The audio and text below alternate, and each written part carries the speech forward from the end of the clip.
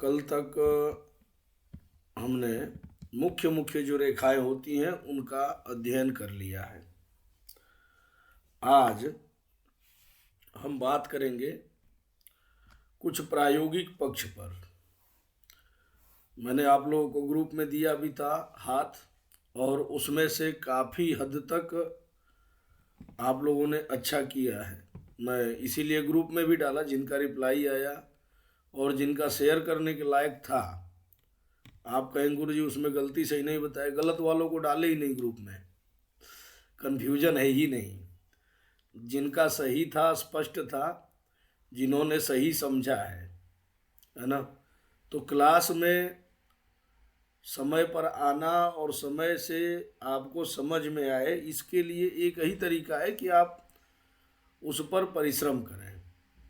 तो ग्रुप में मुझे लगता है 6-7 लोगों का मैंने डाला हुआ है जो काफ़ी हद तक सही है।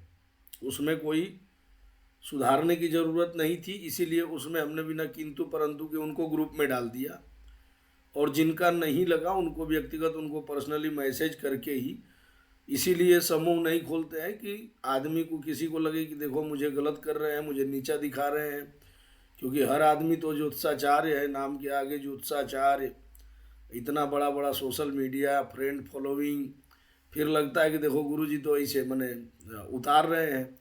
तो वो उतारना ना पड़े, इसीलिए व्यक्तिगत मैसेज ही आप लोगों से मैं मंगाता हूँ कि ग्रुप में भाई नहीं गलत। क्योंकि जब परिश्रम करके आप पढ़ाइए, और पढ़ाने के बाद कोई उल जुलूल इधर उधर की बातें, हमारे यहाँ तो ऐसा करते हैं, हमारे यहाँ तो वैसा करते हैं, तो ऐसा वैसा हम न सुनते हैं न सुनाते हैं। जो शास्त्र में है, जो मैं पढ़ाया हूँ, बिल्कुल प्रैक्टिकल है और वही सच्चाई है, उसी पर हम बात करते हैं। और आज हम बात करेंगे, ये देख लीजिए, सीधे हम थोड़ा सा प्रायोगिक पक्ष को बात करेंगे, ठीक है ना। उसके बाद ही हम आगे चलेंगे।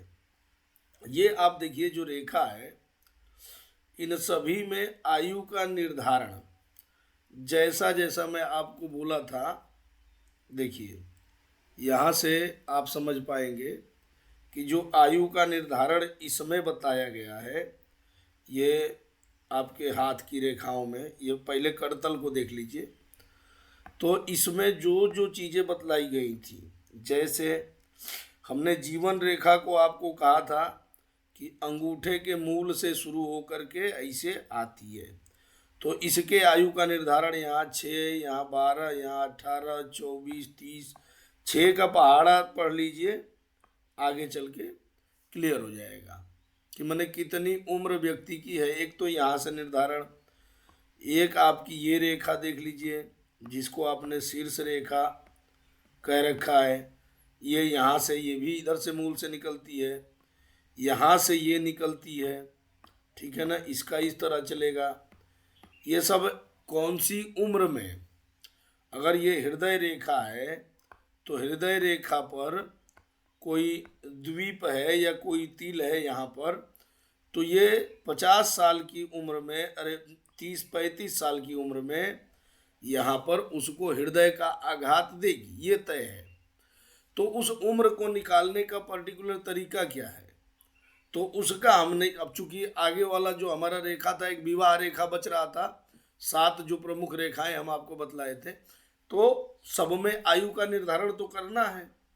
तो आयु का निर्धारण इसी तरह से होता है। यहाँ से जो 2 रेखाएं, ऊर्ध्व रेखा जिनको हमने कहा था, या इस हाथ में जो बनाया गया है, ये सूर्य रेखा है, सूर्य रेखा, और ये ऊर्ध्व रेखा, ठीक है ना। तो इनके उम्र का निर्धारण किस तरह से हो रहा है, ये भी आप देख लें कि ऊर्ध्व रेखा का निर्धारण और सूर्य रेखा का निर्धारण हमेशा नीचे से ऊपर की ओर होता है। नीचे से ये रेखाएं बढ़ती हैं, ऊपर की ओर चलती हैं। तो जैसे ये सूर्य रेखा है, तो देखिए ये 5 साल, ये 20 साल, ये 35 साल, ये 50 साल, ये 70 साल। ठीक उसी प्रकार से ऊर्ध्व रेखा की भी देख लीजिए, 5 साल, 20 साल, 35, 50, है ना, 70 साल। तो अब इन रेखाओं का जब एज डिसाइड आपको समझ में आ गया कि उम्र इनका नीचे से ऊपर की ओर होगा कि दाएं से बाएं की ओर होगा, यहीं पर देखिए ऊर्ध्व रेखा के ठीक सामने जीवन रेखा इसके ठीक विपरीत है। इसके उम्र की गणना यहाँ से हो रही है, अंगूठे के और तर्जनी के मध्य से। क्यों?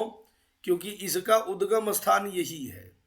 जिसका जो उद्गम स्थान होगा वहीं से तो उसकी डिसाइड होगी दूरी।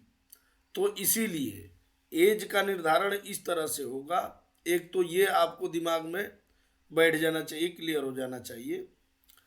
इसके अलावा जो चीज़ें मुझे बतानी है, क्योंकि जब आप लोग को अब हम हाथ ग्रुप में डालेंगे तो हमारे पास तो भाई आप लोग क्लास में टोटल 77-78 लोग हैं, सबने भेजा है। कुछ तो क्लास में खाली यही 30-35 की संख्या रहती है, बाकी लोग मजबूरी में हैं तो ऑनलाइन पढ़ते हैं, क्योंकि उनका टाइम सेट इंडिया के हिसाब से नहीं हो पाता है। तो देखिए उनको भी, उन्होंने भी भेजा है चीज़ें, उन्होंने भी हाथ भेजा है। लेकिन अब हम जब उम्र इत्यादि का निर्धारण करेंगे कि भाई कौन से उम्र में उसको बीमारी होगी, जैसे आपके क्लास में ही हेमलता जी हैं, हेमलता जी, डॉक्टर हेमलता जी हैं भैया, ये एम्स में काम करती हैं रायपुर में, छत्तीसगढ़ में, ठीक है ना। तो उनका हाथ आया हुआ है और एक दिन लाइव क्लास में ही उन्होंने पूछा था कि गुरुजी ये हमारे शनि के ऊपर कुछ डॉट बन रहा है, कुछ बिंदु पड़ रहा है, तो इसका क्या असर होगा। फिर उनको जो बीमारी बताया था वही है और एम्स से उनका इलाज भी चल रहा है और उसके लिए ऑपरेशन रोकने के लिए कुछ चल रही हैं चीज़ें, लेकिन ऑपरेशन होगा ये तय है। वो आज हो, कल हो, 2 महीने बाद होगा। तो इसका मतलब ये हो गया कि उस ऑपरेशन को आप और हम रोक नहीं सकते, लेकिन अब उसको आपको, चूंकि आपके क्लास के कोई व्यक्ति हैं तो आपको प्रायोगिक करने में ज़्यादा समझ में आएंगी चीज़ें कि आप उनके हाथ को देख करके जो चीज़ें पूछेंगे, अगर आप गलत जा रहे हैं तो भी बताया जाएगा और सही कर रहे हैं तो अप्रिसिएट करते ही हैं, कोई दिक्कत ही नहीं है। तो ये उम्र निर्धारण के लिए यहाँ से देख लीजिए फिर से कि जो यहाँ से भाग के आपकी जीवन रेखा या पितृ रेखा है ना, और ये शीर्ष रेखा, तो ये रेखाएं आपकी हमेशा मूल से गिनती करती हैं, हमेशा मूल से गिनती करती हैं। और बाकी की जो रेखाएं हैं, ये बाकी की रेखाएं आपकी चलती हैं कहाँ से, इस प्रकार से नीचे से ऊपर की ओर। तो इनके उम्र का निर्धारण इस प्रकार से। अब ये रेखाओं के उम्र से क्या पता चलेगा, तो किसी भी रेखा पर डॉट है, किसी भी रेखा पर द्वीप है, कुछ अशुभ चिन्ह है जो अभी आप लोगों को समझ में नहीं आ रहे हैं। जैसे एक चिन्ह था इसे, तो उसको किसी ने द्वीप कहा, किसी ने कुछ और कहा था, उस पर थोड़ा सा कन्फ्यूजन था, तो उसको आज हम दूर कर लेंगे। ये सामान्य चीज है, ये पहले देख लीजिए। इसके बाद से देखिए, जैसे ये हाथ है, ये हाथ है, अब इस हाथ को जरा ध्यान से देखिए, ये जरा ध्यान से देखिए, ये हाथी है, ये मछली है, ये पंखा है ना। ये आपको जितनी, ये घोड़ा है, ये शेर है, आपको जितनी इसमें एक हाथ में, इसका पीडीएफ मैं आपको दूंगा, एक हाथ में कम से कम लगभग माने 65 के आसपास इसमें छोटी छोटी चित्र हैं, छोटे छोटे चित्र हैं। अब देखिए यहाँ पर इसी आपके जीवन रेखा को इन्होंने यश रेखा कहा। ये आपका वैभव है, ये आपकी आयु है। नाम अलग अलग तरीके से आप रख सकते हैं, नाम कहने का तरीका अलग हो सकता है, लेकिन इन आकृतियों को हाथ में समझना, इन आकृतियों को हाथ में समझना, ये आपके लिए एक बड़ा टास्क है। क्योंकि हाथ की चीज़ों को जब तक आप नहीं समझेंगे, जब तक आप इनको नहीं समझेंगे, तब तक आप सही तरीके से फलादेश नहीं कर पाएंगे। तो ये एक तो देखिए, ये गज आकृति है, हाथी है 1 नंबर। 1 नंबर हाथी की आकृति है। यदि हाथी की आकृति हाथ में हो, किसी के भी हाथ में हो, तो वो वैभव संपन्न होगा।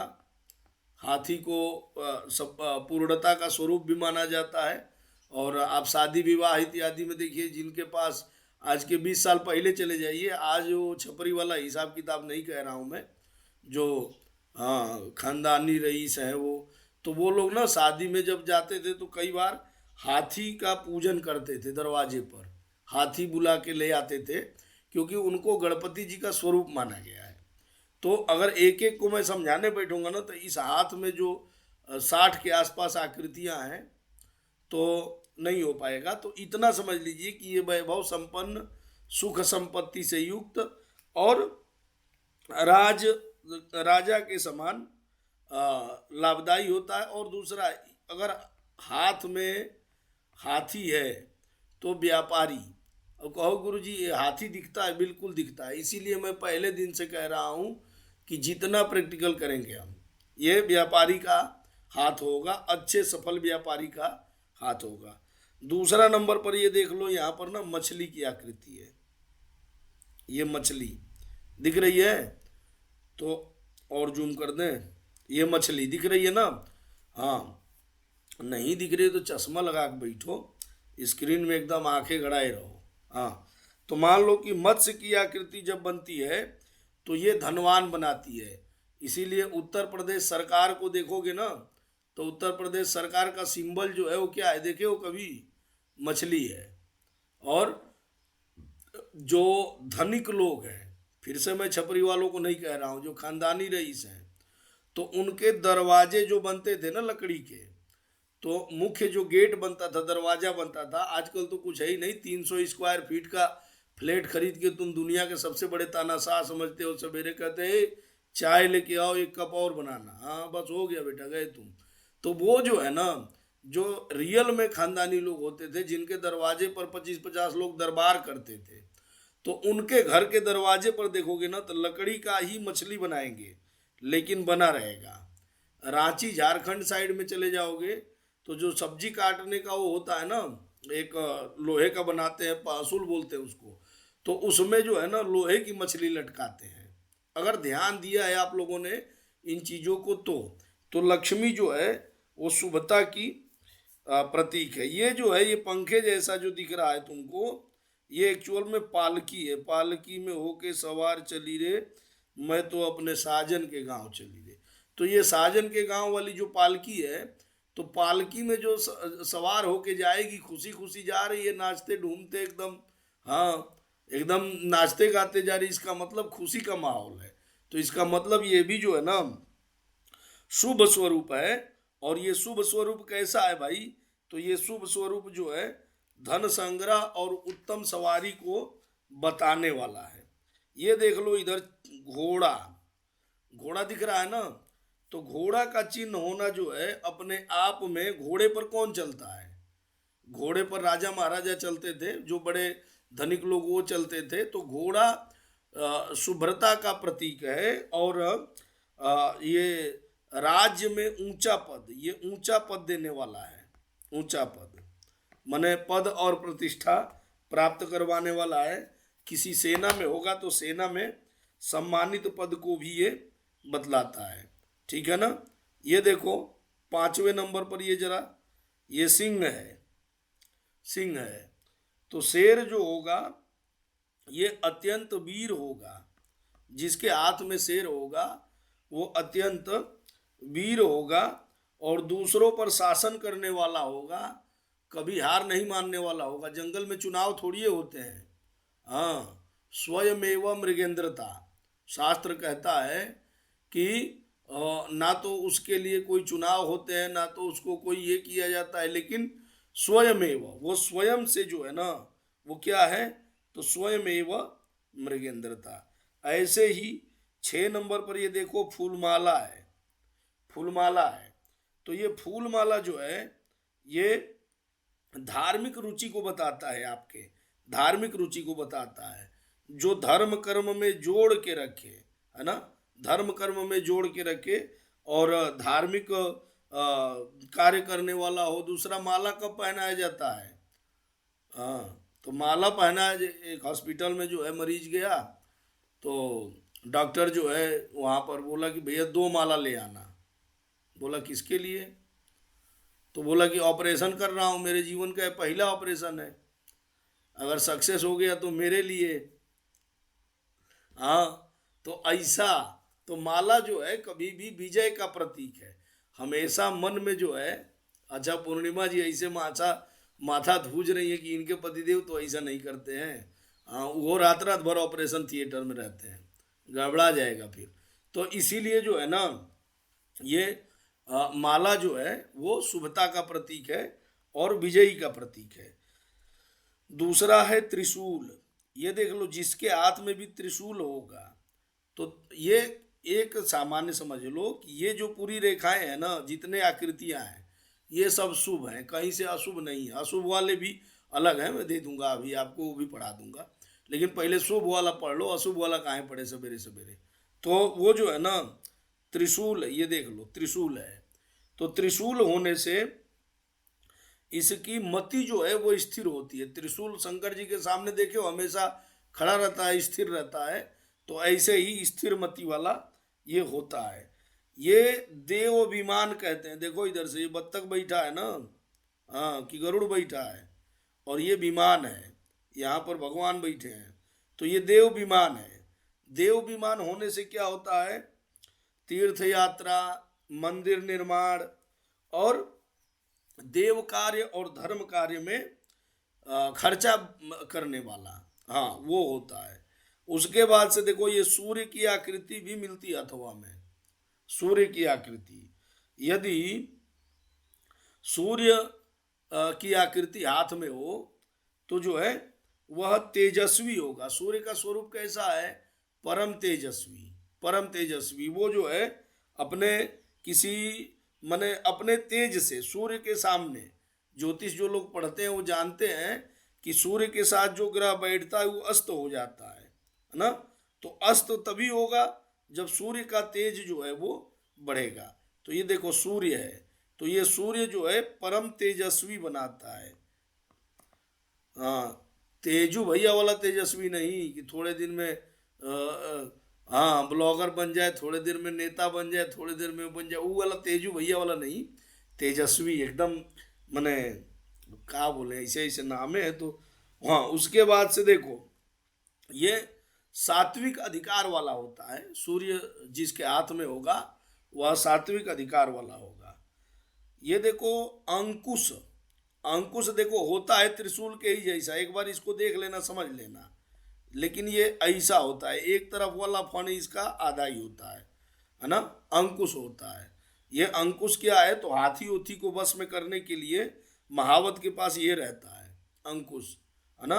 तो अंकुश होने से ये विजयी होगा, विजयी और धन युक्त होगा, धन युक्त। ये देखो, ये हथवे है तुम्हारा, ये कुछ है नहीं। ध्यान से देखोगे तो ये हाथ है, दिख रहा है ना। ये हाथ में ही सारी आकृतियां हैं, सारी की सारी आकृतियां। चलो, तो अब जो है अंकुश, अंकुश होने से ये चीजें होंगी। अब ये मोर, मोर जो होगा, तो मोर किसके लिए प्रसिद्ध है भाई? तो साहित्य, संगीत इत्यादि के लिए ना। माने मोर को हम जानते हैं नाचने के लिए। वो लोग उदाहरण देते हैं, जंगल में मोर नाचा किसने देखा? तो तुम बकलोल आदमी थे, तुम सो रहे थे घर में, जाते निकल के तो पता चलता किसने देखा है। कहानियां ऐसे ऐसे बना देते हैं। तो इसीलिए जो है मोर का होना कलात्मक, कलात्मक। आप देखो जितने ये मधुबनी पेंटिंग वगैरह देखते हो ना, या नेशनल लेवल पे ये गैलरी वगैरह जो लगती हैं पेंटिंग्स की और इनकी, तो उसमें ज़्यादातर मोर और मोरों से संबंधित, और बड़े बड़े मंदिर इत्यादि देखो आप, तिरुपति बालाजी देखो चाहे कोई, तो जहाँ पर वो पत्थरों पर नक्काशी की जाती है ना, तो वहाँ पर हमेशा मोर रहेगा, वहाँ कौवा नहीं रहेगा। हाँ, तो मोर जो है शुभ है, और मोर का स्वरूप जो है शुभ है। और इसीलिए संगीत और कला में प्रतिष्ठित होने वाला, और भगवान जब खुदे मोर पंख धारण करते हैं तो दुनिया क्या कहोगे। तो ये प्रतिष्ठित और भौतिकता को, भोग विलास को बढ़ावा देने वाला होगा। उसके बाद से देख लो, ये आपका मोड़ तक हम चल रहे थे। ये वाला जो चिन्ह है देख लेना जरा इसको, ये ना तो इसको तुम त्रिकोण कहोगे ना चौकोर कहोगे। ये वाला चिन्ह जो होगा, इसके हाथ में जो होगा ये प्रतापी भोगी, प्रतापी तो होगा, ये ज्यादातर लोगों के हाथ में मिलता है। देखो, प्रतापी होगा, भोगी होगा और लोक विख्यात होगा। जजमान भी आते हैं और राह चलते हुए ट्रेन में बैठे हैं, पता चल जाए गलती से हाथ देखते हैं, तुरंत हाथ देख के बताइए मेरा।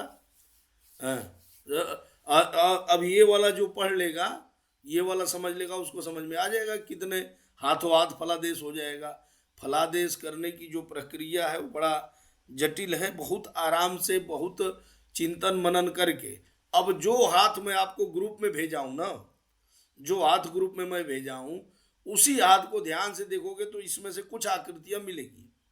ठीक है, फोटो ब्लर हो सकता है, फोटो एकदम क्लियर नहीं आ सकता है, कुछ रुकावटें हो सकती हैं, लेकिन जो चीजें हैं वो हैं, बिल्कुल है। तो ये है। दूसरा है ये कलश, कलश दिख रहा है ना, तो कलश होने से धार्मिक यात्रा इत्यादि की ओर ये प्रभावित करता है, ये धार्मिक यात्रा इत्यादि को बतलाता है। ठीक है ना, जो व्यक्ति मने ऐसा रहेगा वो धार्मिक यात्रा इत्यादि को करेगा और अपने जीवन में ये उसी से आगे बढ़ेगा। उसके बाद से इसमें देख लो और क्या क्या आकृतियां आपको दिख सकती हैं। तो कहाँ तक पहुंच गए, 13 तक। अब जो है इसमें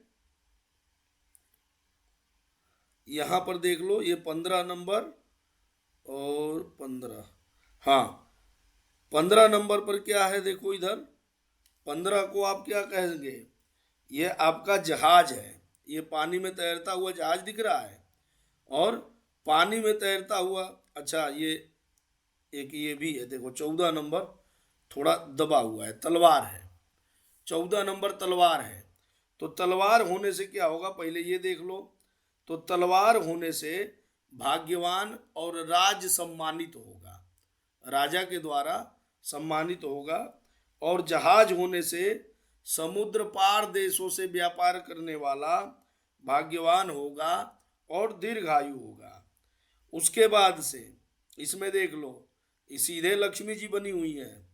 कहोगे गुरुजी कैसे बनेगी, बनेगी बिल्कुल बनेगी जब देखोगे तो, है ना। तो लक्ष्मी जी, तो लक्ष्मी जी से क्या होगा, अब लक्ष्मी जी का स्वरूप क्या है, लक्ष्मी जी का फल क्या है, थोड़ी बताना है। हाँ, दिन भर कोई आशीर्वाद लेता है तो कहेगा लक्ष्मीवान भव, हाँ, तो इसका मतलब है कि लक्ष्मी का होना शुभ है। उसके बाद से किसी के हाथ में स्वस्तिक का चिन्ह हो, स्वस्तिक का भी चिन्ह होता है। देखिए कल किसी ने पूछा था गुरुजी, जीवन रेखा, भाग्य रेखा और ये कोई एक रेखा मिला के त्रिकोण बनाते हैं, तो लगभग हाथ में त्रिकोण होते हैं। बड़ा त्रिकोण जो होता है, बड़ा चतुष्कोण जो होता है, उसका बहुत ज्यादा महत्व, क्योंकि बड़ी रेखाएं मिलके बना रही हैं तो उसका कोई लेना देना बहुत ज्यादा नहीं होगा।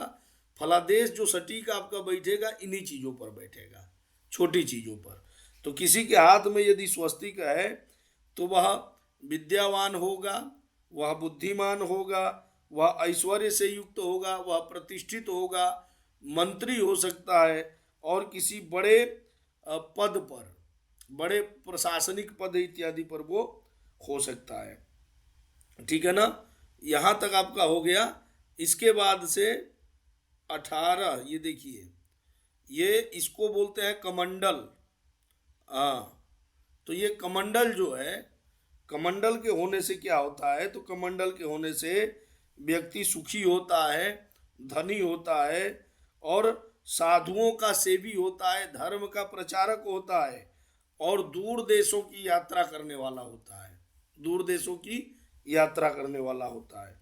उसके बाद से मान लीजिए ये बगल में दिख रहा है सिंहासन, ये 19 नंबर जो है सिंहासन दिख रहा है ना सबको, तो ये सिंहासन यदि हाथ में है तो वह उच्च पदाधिकारी होगा, राजा होगा या फिर मंत्री होगा और राजा मंत्री इत्यादि बड़े पद पर होने के कारण वह प्रतिष्ठा को प्राप्त करेगा, है ना। उसके बाद से देख लो इधर बावड़ी है। बावड़ी जो है कुएं के जैसे होती है, लेकिन कुएं में और बावड़ी में फर्क होता है ना। तो वो हरियाणा वाला बावड़ी नहीं, मैं गन्नी बावड़ी होगी वो बावड़ी नहीं। हाँ, ये बावड़ी अलग है, पानी पीने वाला है। वो गन्नी बावड़ी तो अलग हो जाएगा। तो ये जो बावड़ी जिसके हाथ में होता है वह धनी होगा, धनी, धार्मिक होगा और परोपकारी होगा, परोपकारी, ठीक है ना, परोपकारी होगा। उसके बाद से देख लो इसमें ये भगवान जगन्नाथ का रथ यात्रा वाला रथ है, देखना ये। हाँ, तो ये रथ जिनके हाथ में हो उनको सवारी का सुख अच्छा होगा। हाँ, मैंने मर्सिडीज वगैरह में घूमेगा।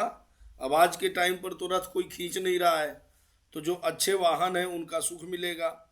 उसके बाद से यह व्यक्ति धनी होगा, शत्रुओं पर विजय प्राप्त करने वाला होगा, फार्म हाउस का मालिक होगा, बाग बगीचे वाला होगा, है ना, और अच्छे खासे जमीन का मालिक होगा। उसके बाद से आ जाओ, ऐसा बना हुआ चिन्ह कल्प वृक्ष कहलाता है। 22 नंबर, ऐसा बना हुआ वृक्ष स्वरूप जो है वो कल्प वृक्ष कहलाएगा। और कल्प वृक्ष वाला जिसके हाथ में हो तो कल्प वृक्ष समुद्र मंथन में से निकला हुआ स्वरूप है, और ये बहुत अधिक जो है फलदायी है, देवताओं के यहाँ रहने वाला है।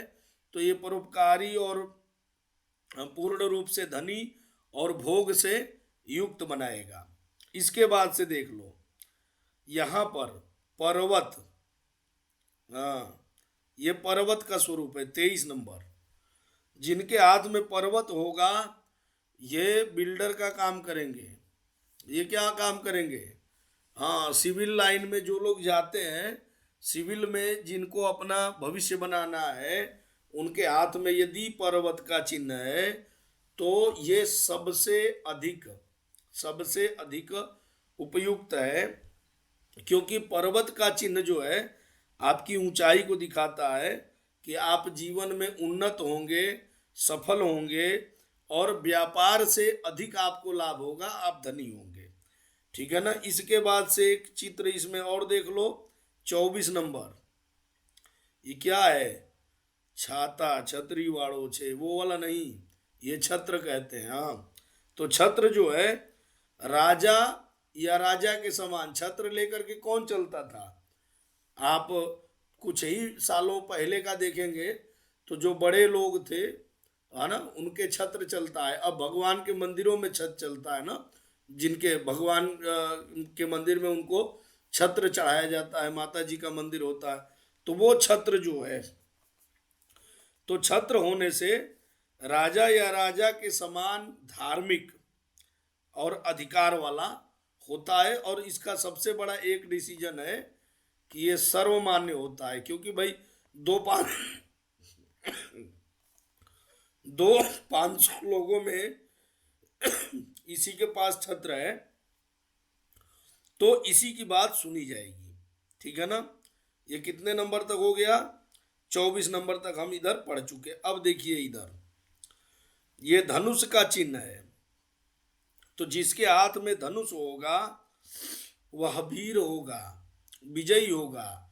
धनुर्धर होते थे ना पहले, आप महाभारत को पढ़िए, चाहे अर्जुन इत्यादि की जो कहानियां हैं, जो कर्ण इत्यादि का है, ये सब अपने अपने शौर्य और वीरता के लिए जाने जाते हैं, और इनके पास जो है धनुष इत्यादि ही रहा है। और ये कभी हारने वाले नहीं होते हैं। जीवन में कितना भी कठिन परिश्रम करना पड़े, ये संघर्षशील होते हैं और अंत में विजयी होते हैं, सबको पराजित करते हैं। उसके बाद से देख लीजिएगा उसके बाद से इसमें हम लोग आ जाएंगे, ये 26 नंबर देखिए, ये हल है, हल है ना। तो हल क्या करता है? जमीन के कार्य से लाभ देता है, जमीन के कार्य से। हाँ, पिछले समय में जब हल हाथ में होगा तो आप कहेंगे बड़ा खेती वाला होगा, तो आज खेती करेगा इसकी गारंटी नहीं है।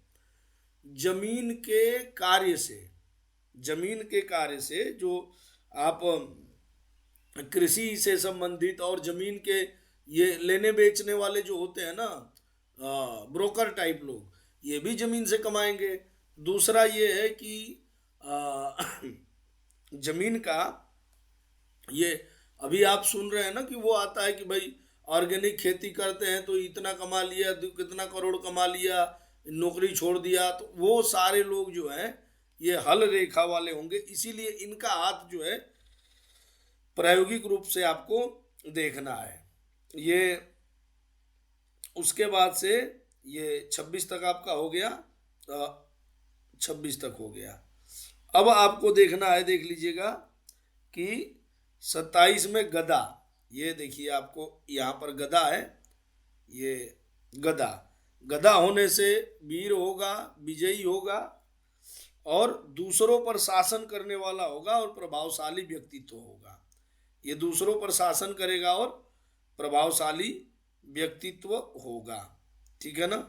उसके बाद से 27 हो गया। इसमें एक चीज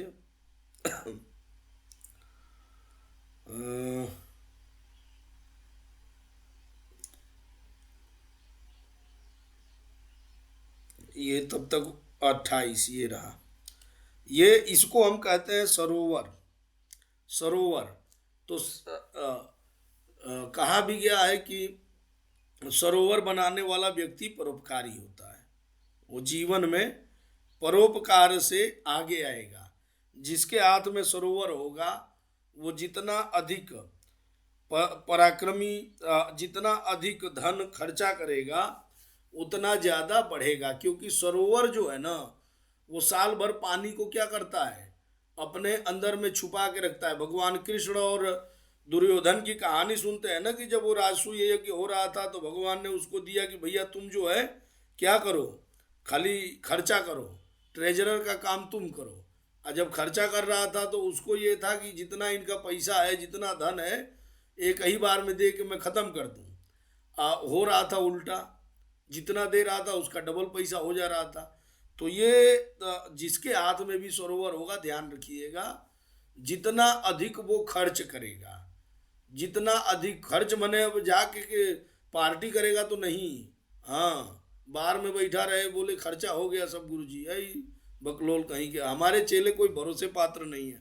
तो इसीलिए मैं सही सही बताता हूँ कि परोपकार पर जितना खर्चा करेगा, परोपकारी जितना होगा, उतना अधिक जो है वो लाभ कमाएगा, ठीक है ना। उसके बाद से देख लीजिएगा ये ध्वजा, ये कहाँ गया भाई, ध्वजा जो है काफी लोगों के हाथों में रहता है। ध्वजा जो है आप ध्यान से देखेंगे तो काफी लोगों के हाथों में रहता है। जिसके हाथ में ध्वजा हो वह धार्मिक होगा, पहली बात, मोक्ष की ओर, उस हमेशा अध्यात्म की ओर रहेगा, क्योंकि केतु जो है मोक्ष का कारक ग्रह है और ये ध्वजा जो है वो केतु का है, आपका नहीं है। और ये अपने कुल में, अपने कुल खानदान में कुलदीपक होगा, कुलदीपक होगा, है ना। और यशस्वी होगा, और यशस्वी के साथ साथ ये प्रभावशाली व्यक्ति होगा, माने जो कहोगे उसको सुनने वाला होगा। इसको कहते हैं पद्म, देख लेना ये पद्म 30 नंबर, 30 नंबर पद्म। पद्म होने से धार्मिक होगा, विजयी होगा, राजा या राजा के समान होगा, धन और वैभव वाला होगा और शक्तिशाली व्यक्ति होगा। यह शक्तिशाली को बताता है, ठीक है ना। उसके बाद से ये देखिए चंद्रमा का चिन्ह, यहाँ पर चंद्रमा का, तो जिसके हाथ में चंद्रमा बना हो, चंद्रमा नाखून में बनना अलग है, मैं करतल को पढ़ा रहा हूँ, हाथ की हथेली में। तो जिसके हाथ में चंद्रमा हो वह बहुत ही अधिक भाग्यवान होगा, बहुत ही अधिक भाग्यवान होगा, ये कहाँ है, हैंड राइज कर दिए भैया पंकज जी। तो चंद्रमा के चिन्ह होने से भाग्यवान होगा, सुंदर होगा, सुंदर होगा, विलासी होगा। थोड़ा सा इसका एक डाउट वाला जो पार्ट है वो अधिक स्त्रियों में आसक्त होगा। पहले के जमाने में राजाओं महाराजाओं को जब समय था तब जो है, हाँ, 2 4 10 गो रानियां रखने का विधान था। अभी गड़बड़ा जाएगा, हाँ, थोड़ा सा गए तो बेटा गए, वो वाली बात हो जाएगी। तो इसीलिए इसका थोड़ा सा एक जो है ये निगेटिव पॉइंट है कि वो थोड़ा सा अन्य स्त्रियों में आसक्त रहेगा। ये 32 नंबर पर देख लीजिए, इसको चामर कहते हैं, है ना, चामर। तो चामर जो है, ये चामर का जो स्वरूप है, इसको आप चंवर इसको कहते हैं। चंवर का चिन्ह होने से राजवैभव युक्त, धार्मिक और धर्मशाला इत्यादि बनवाने वाला होगा, धर्मशाला इत्यादि बनाने वाला होगा। ये बगल में देखिएगा कच्छप है, ये कच्छप।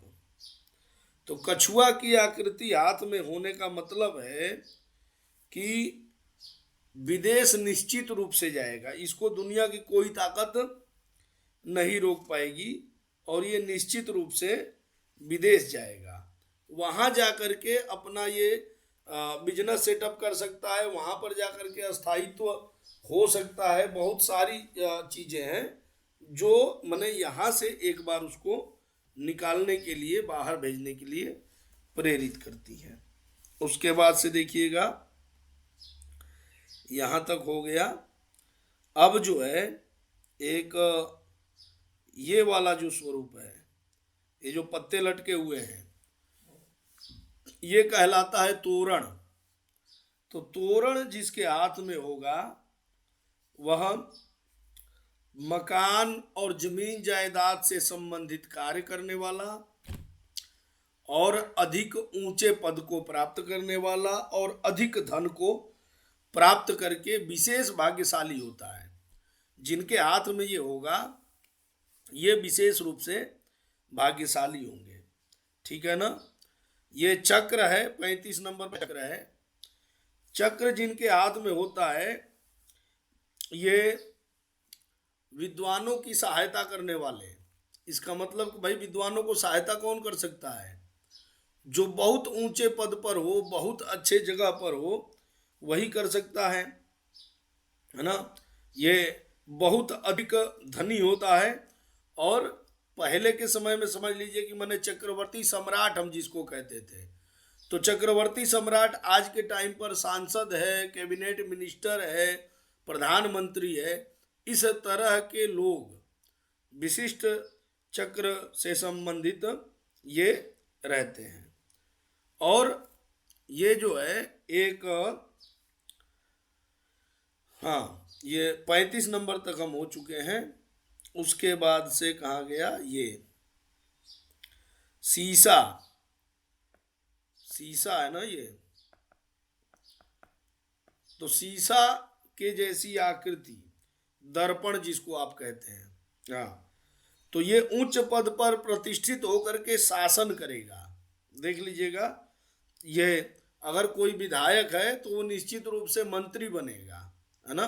मंत्री है तो मुख्यमंत्री बनेगा, कुछ ना कुछ उसके बने। दूसरा ये है कि ये बहुत सारे तीर्थों में धर्मशाला इत्यादि जा करके बनवा करके धार्मिक कार्य करेगा। दूसरा ओल्ड एज हाउस जो आप कहते हैं आज के टाइम पर, वृद्धाश्रम, तो वृद्धाश्रम इत्यादि बना करके उसमें जो है ये धर्म का प्रचार प्रसार और माने अच्छा कार्य करने वाला होता है। 37 नंबर में देख लीजिएगा, ये वज्र है, ये वज्र है। वज्र जिसके हाथ में हो वह विजयी होता है, माने अपने जीवन में सफल होता है और थोड़ा अनुशासन वाला होता है। तो इसके आसपास बहुत ज़्यादा लोग रहना नहीं चाहते हैं, क्योंकि ये जो है ना, हाँ, अनुशासन में दिन भर नियम कानून बताता रहेगा तो कौन टिकेगा उसके पास। उसके बाद से ये देखो, ये वेदी कहते हैं, वेदी। वेदी माने हवन की जो वेदी होती है, हाँ, पूजा पाठ में जो वेदी बनाते हो वह वेदी। तो वेदी का चिन्ह अगर हाथ में हो तो ये व्यक्ति जो है ये यज्ञों से संबंधित सामानों का बिजनेस करने वाला। आज दुनिया में बहुत बड़ा मार्केट है ना। पूजा पाठ और इनसे संबंधित जो सामान बेचते हैं इनका बहुत बड़ा मार्केट है। दूसरा, ये मंत्र और इनका जानकार होता है और सात्विक व्यक्ति होता है और ऐश्वर्य से युक्त होता है। ठीक है ना। अब देख लीजिएगा यहाँ पर ये आपको यव दिखाई दे रहा है। ये यव है, यव इसी को कहते हैं। देखिए ध्यान से, दिख रहा है यव की आकृति। तो यव की आकृति होने से व्यक्ति धनी होता है, बुद्धिमान होता है और सुंदर वक्ता और लोकप्रिय होता है। सुंदर वक्ता होता है और लोकप्रिय होता है। ध्यान से इसको देखिए। देखिए पहले तो इधर देख लीजिए, ये पूरा गोल दिखाई दे रहा है। ठीक है ना, पूरा गोल है। यहां पर उसी आकृति को चेंज कर दिया गया है, इसी आकृति को चेंज कर दिया गया है। ये ध्यान से देखेंगे तो शंख है। दिख रहा है आपको कि नहीं दिख रहा है? देखिए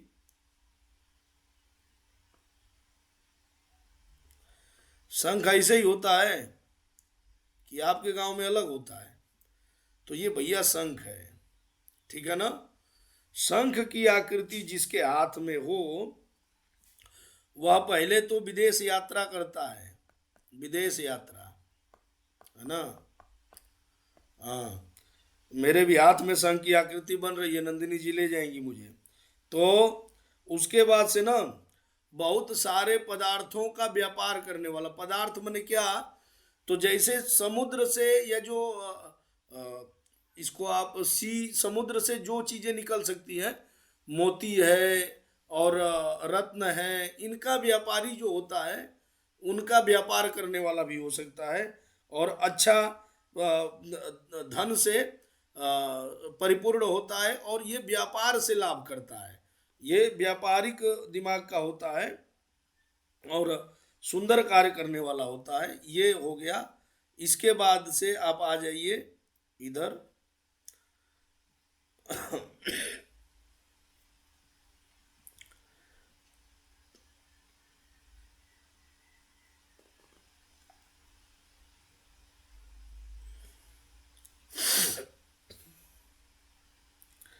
इसमें एक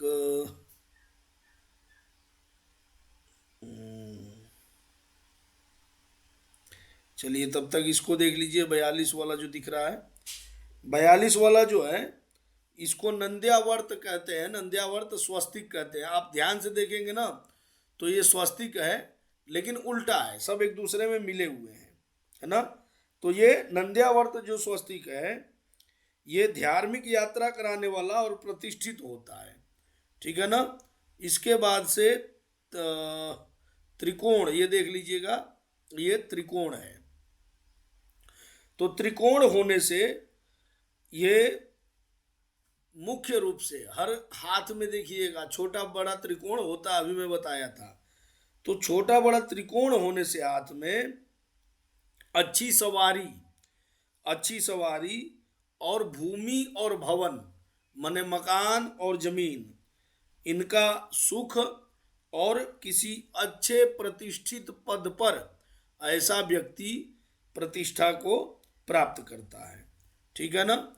ये जो 44 नंबर इसके बगल में आपको दिख रहा है ये मुकुट है भाई साहब, मुकुट है, देवताओं का मुकुट जो है। तो यह मुकुट होने से परम तेजस्वी और चतुर और लोक विख्यात माने समाज में अच्छी प्रतिष्ठा और राजा या राजा के समान स्वयं रहता है। ठीक है ना। एक इसमें राजा या राजा के समान रहता है। ये 45 नंबर जो आप देख रहे हैं इसको श्रीवत्स कहते हैं। श्रीवत्स यह चिन्ह ये हमेशा सुखी और वैभव संपन्न, और जो उसके मनोरथ होंगे वो इसी जीवन में पूर्ण होने वाला होता है। ठीक है ना। उसके बाद से आ जाइए आप, कहाँ गया, ये देखिए एक ये रह गया था ना 41, ये षटकोण है भाई साहब, षटकोण है ना। तो षटकोण जिसके हाथ में रहता है उसको भूमि से लाभ होता है, खास करके भूमि। और भूमि पर मार्ग, मार्ग माने ये जो एल&टी वगैरह कंपनियां जितनी ये टेंडर लेती हैं, बड़े बड़े काम करती हैं, तो ये षटकोण वाले व्यक्तियों के पास ऐसा ये वैभव रहता है। ठीक है ना। ये हो गई सामान्य चीजें। एक जो है यहाँ पर ये आपको ये यश रेखा देखिए, ये 46 नंबर का जो यश रेखा है, इसी को आपने पितृ रेखा कहा है, लेकिन इसका नाम इन्होंने यश रेखा इसलिए रखा कि ना तो ये कहीं से खंडित हो रही है, ना तो इस पर द्वीप बन रहे हैं, ना तो इस पर कोई भी प्रकार का अशुभ चिन्ह इन्होंने बनाया है। तो ये यश रेखा जिसके हाथ में होगा, इसका फल आपको हम अलग से पढ़ा ही चुके हैं। ये वैभव रेखा होगा, इसका भी फल हम आपको पढ़ा चुके हैं। आयुष्य रेखा होगी, इसका विस्तृत हम फल 2-2, 3-3 क्लास एक एक रेखाओं पर लिए हैं। ठीक है ना।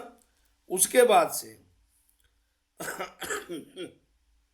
मान लीजिए कि जिसके हाथ में ये इस तरह का कोई चिन्ह बने, ये 50 नंबर वाला देखिएगा, 50 नंबर वाला, तो इसको जो है ना, अगर ये ऊपर से डमरू की तरह हो लेकिन नीचे खुला हो, देख लीजिएगा, ऐसी आकृति यदि बनती है तो इसको वर्ग चिन्ह कहा जाता है, इसको वर्ग चिन्ह कहा जाता है। और ये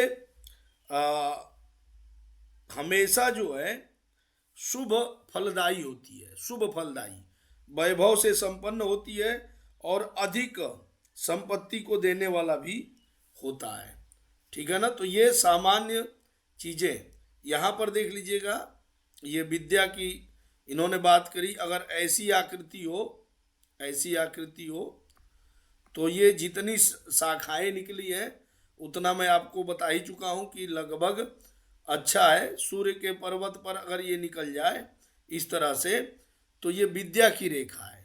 इसका मतलब होगा कि वो 2-4-10 विषयों में अच्छा अपना आधिपत्य रखेगा, अपना प्रभुत्व रखेगा और अपनी विद्या को पढ़ने और पढ़ाने वाला होगा। दूसरा, एक रेखा इसमें आपकी ये वाली देखिए, ऐसी कोई भी रेखा अगर बन रही है, देख लीजिएगा, तो ये दीक्षा के लिए उपयुक्त है, दीक्षा के लिए। ऐसे लोग जो है दीक्षित होते हैं, माने किसी मंत्र इत्यादि को लेकर के और अपने तपस्या को करके और जीवन में आगे बढ़ते हैं। ठीक है ना। अब मान लीजिए कि जितने ये चित्र मैंने बतला दिए,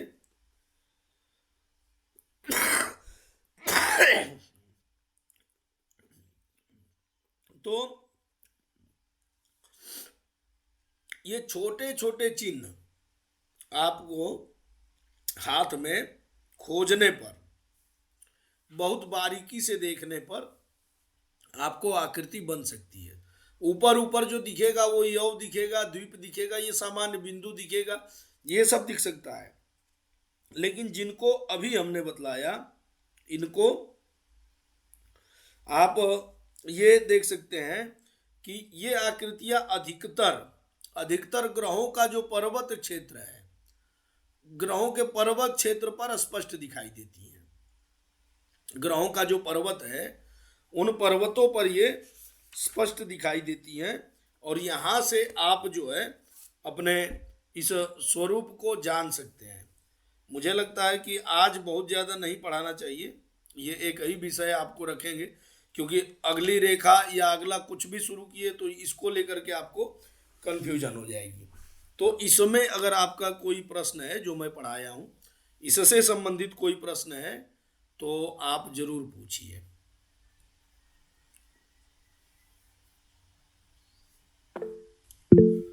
नंदिनी जी बताइए।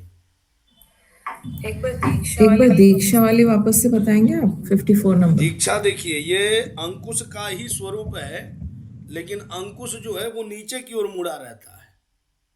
ये हमेशा इस तरह से है, और ये दीक्षा के लिए है। दूसरा, तो ये जो ऊपर जो हाफ सर्कल लाइन दिख रही है और फिर नीचे एक आ रहा है, बिल्कुल ऐसा? बिल्कुल, ये एक डंडी है बीच में, और यहां से ये हाफ हाँ, जा रहा है बस।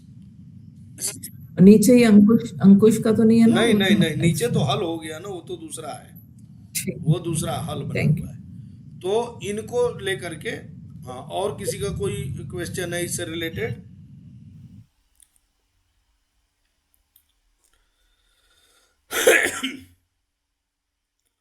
इसको इसलिए मैंने बाद में बताया कि अब हम जो हाथ आप लोगों को ग्रुप में देंगे, या फिर आपके पास कुछ चित्र हैं जिनमें कोई आकृति आपको समझ में आ रही है, तो मुझे आप भेजिए। हाँ देवकी बताओ। सर 34 नंबर पे क्या है ये ये? 34 और 35 बेटा रिकॉर्डिंग मिलेगी ना, और आपको अभी हाँ, 34 हाँ नंबर। बिल्कुल, सब मैं पढ़ा चुका हूँ। तो वो आपको समझ में कुछ नहीं आया हो तो वो पूछो, जो पढ़ा दिया उसको दोहराने के नहीं लिए सर। नहीं कर सकते, है ना? तो आप लोग इसको प्रैक्टिकल कीजिए थोड़ा सा, और जितना हो सके इतना अधिक आप प्रैक्टिकल करके और आगे बढ़िए। और हाथ जो है, कोई रेखा आपको दिख रही हो तो उसको भेजिए, तो हम आपको ग्रुप में भी इसमें सहायता करेंगे। धन्यवाद सभी को, और सभी का दिन शुभ रहे। जय श्री महाकाल।